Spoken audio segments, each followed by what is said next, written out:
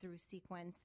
I think that the 1440 associate degrees for transfer is going to give students a clearer pathway, and I think we could do a better job of that. So I'm glad that you raised that question.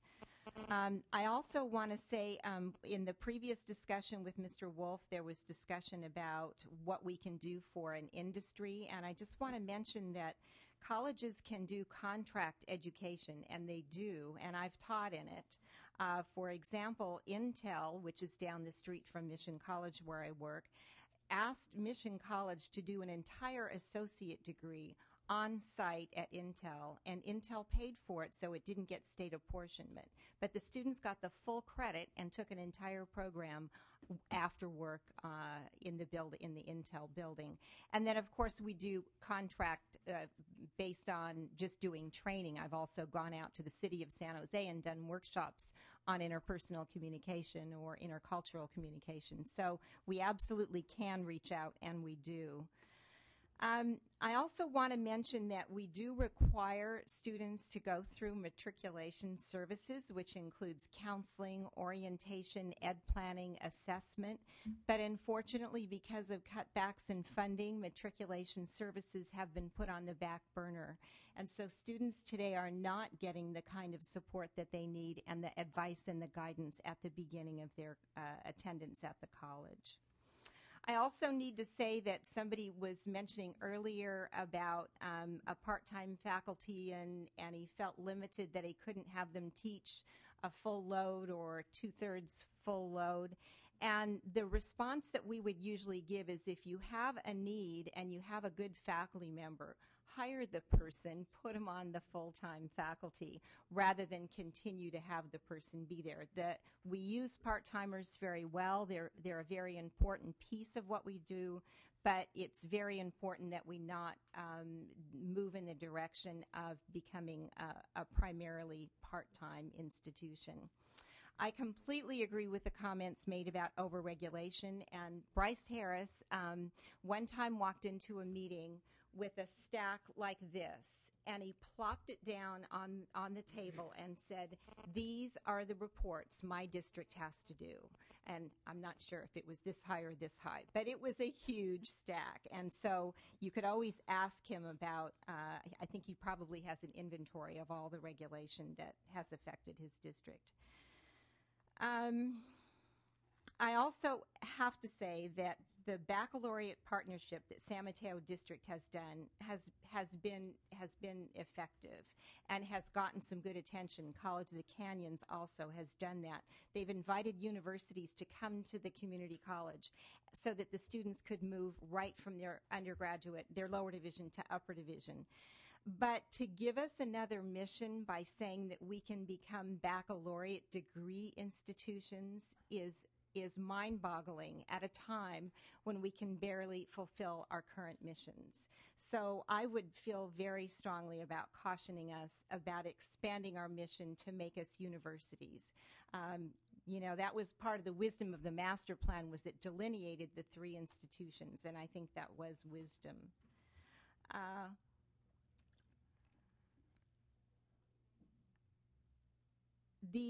I think the final comment I would make about somebody made a mention of AB 515, which is a pilot program being proposed by Santa Monica College and College of the Canyons, so that students would have to pay the full cost of education if they can't offer. They're turning away students. Every college is turning away students. So the solution that's been proposed in this legislation is that anybody who can afford to pay for it can just come take a class. We'll offer that extra class for them, but they have to pay the full freight.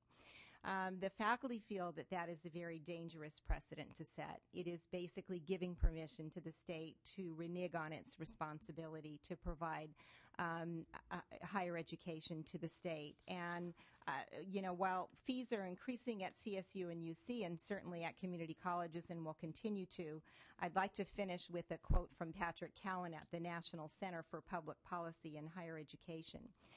Mr. Callan said the most significant and apparently permanent departure from the master plan has been the abrogation of its foundational public policy commitment to college opportunity. that is its commitment to make higher education available for every Californian who can benefit from college. So I would end with that statement about the master plan, and if you have any other questions, I'd be happy to entertain them. Any other questions from the Commission? Thank you very much, Ms. Patton. Thank you. Okay, I have one request from the public to speak, Mr. Ernie Claudio. So if you would approach, ask that you limit your comments to 5 minutes or less, and thank you very much for sitting through our hearing today. Yeah, it's very interesting. My name is Ernie Claudio from South Lake Tahoe. It was interesting to see the references to the Lake Tahoe, people saying, yeah, from Lassen to Tahoe, you know. And I served on the Latino Affairs Commission for 2 years, and then I still with them as a clerk. And we had a workshop, and we're 35% Latino in South Lake Tahoe. And we had a Saturday workshop, and so some community people showed up. And one of the people from Mexico is a citizen, and she wanted to take a class and learn how to cut hair so she can go into business for herself. And I began to realize that, you know, what we're talking about is the American dream. The American dream is to come to the United States of America and you know, go into business, make money for yourself. Another person wanted to learn about cooking, so maybe you could sell tamales or maybe open up a small restaurant. Another person wanted to do sewing, and then the fourth one wanted to learn about crafts, so he could maybe go into business selling kind of souvenirs and stuff. And so our college up there, Lake Tahoe Community College, actually is having a kind of an enrichment thing where they're going to reach out to the community and bring these people in that, you know, don't need a degree. After listening to the testimony today, I kind of realized that junior colleges and community colleges are at a disadvantage because you can't measure the success. Or, you know, regular college, you could say we have this many degrees and diplomas. So it would be interesting in the future to see if community colleges, and I think someone mentioned it, someone, you know, so many % got a job, so many's got retrained, you know, and instead of calling them dropouts. Another thing too, I noticed this when they were talking about the sandwich, you know, all the jobs that the community college had to do, and then over here you have the state saying, well, we want to cut. Well, it'd be interesting to see if we had a big list. You know, we have this is what we do, of the 100 things we do, and then say, okay, now you decide which one we're going to cut. I would imagine they would, after looking at that list, they would say, geez, you know, we really can't cut that much. And let's see, I think that's all I have. Oh, yeah, the last thing I like to say is, in reality, if the state is going to say, well, we're going to take this amount of money from you, they're going to have to put that in welfare. People that aren't going to get educated, they're going to end up on the welfare rolls. Anyway, thank you very much, and it's my first time at Little Hoover Convention. Thank you for coming. Thank you. Hope we entertained you. Any other comments from the Commission?